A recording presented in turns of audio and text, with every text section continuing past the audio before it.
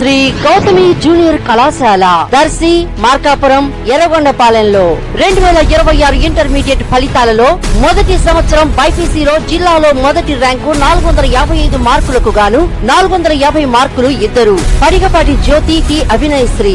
ఎంపీసీలో జిల్లా స్థాయిలో 3వ ర్యాంక్ 470 మార్కులకు 463 మార్కులు ఏవిఎల్ మోహన్ కుమారి. ఈఈ main, EAP CET, NEET, long term coaching తో పాటు EAMCET, short term exclusive coaching కలదు. అడ్మిషన్లు జరుగుతున్నవి.